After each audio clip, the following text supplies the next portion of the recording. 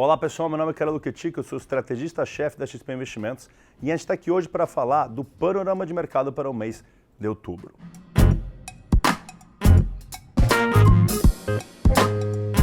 O mês de setembro foi um mês que teve duas tendências muito diferentes.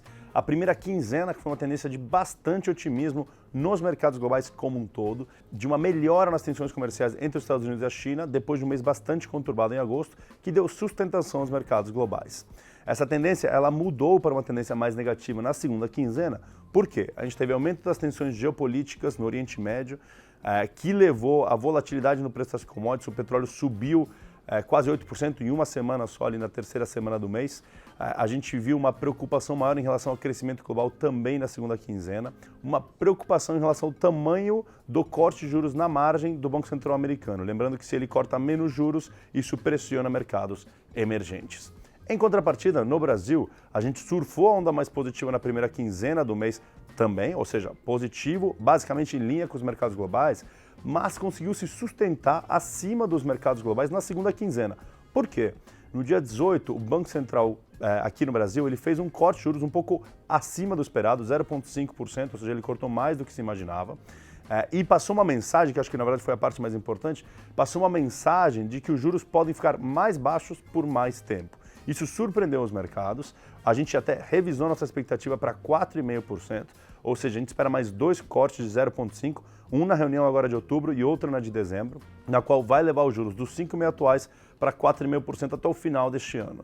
Lembramos que já estamos na mínima histórica, vamos para patamares ainda inferiores e esse cenário de juros baixos por mais tempo ele é muito benigno para ativos reais e bolsa se encaixa dentro dessa linha de ativos reais.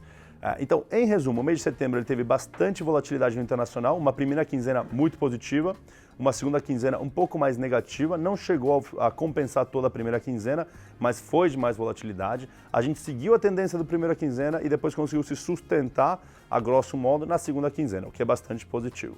A gente segue bastante otimistas com o Brasil, a agenda de reformas aqui no Brasil não teve grandes novidades no mês de setembro, a gente até escorregou um pouquinho a aprovação da reforma da Previdência no Senado para o mês de outubro, mas o mercado basicamente ignorou isso porque a expectativa é de aprovação com uma economia proposta ainda nos moldes muito similares ao que foi aprovado na Câmara. A gente, em relação à reforma tributária, a gente ainda não tem uma proposta oficial do governo, a gente ainda espera tê-la ao longo do próximo mês ou 2 meses, que deve dar uma cara um pouco mais robusta para a reforma tributária, mas a agenda de reformas micro vem avançando sim e traz sustentação e notícias positivas para a Bolsa, que continua com viés de otimismo. Na nossa visão, a Bolsa segue sendo o melhor ativo para se investir no Brasil, com expectativa de chegar até 140 mil pontos no final de 2020. Por que isso? A gente tem, primeiro, um cenário no qual os lucros das empresas devem continuar surpreendendo positivamente à medida que a atividade no Brasil acelera. Isso é uma história mais de 2020 do que do final de 2019, mas é uma história que a gente acha que começa a ganhar corpo agora nesse segundo semestre do ano, principalmente agora no quarto trimestre. Então, atividade acelerando, o lucro das empresas deve começar a reagir mais positivamente a isso e a gente espera uma revisão positiva de lucros ao longo dos próximos 18 meses para um ciclo. Segundo ponto, juros baixos por mais tempo. Isso traz alguns reflexos. Primeiro, uma percepção de risco menor em relação ao Brasil e uma taxa de desconto menor. Isso traz sustentação à Bolsa. E terceiro, e não menos importante, é fluxo.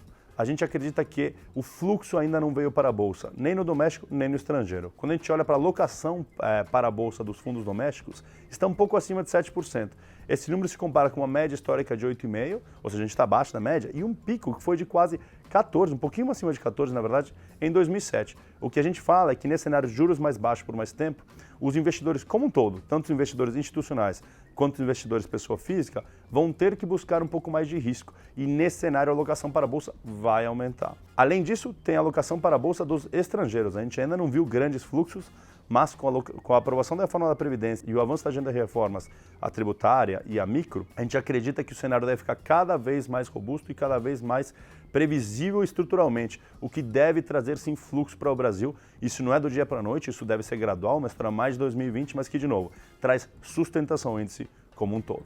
Basicamente é isso, pessoal, para o mês de outubro. Obrigado por nos assistirem novamente e até o mês que vem.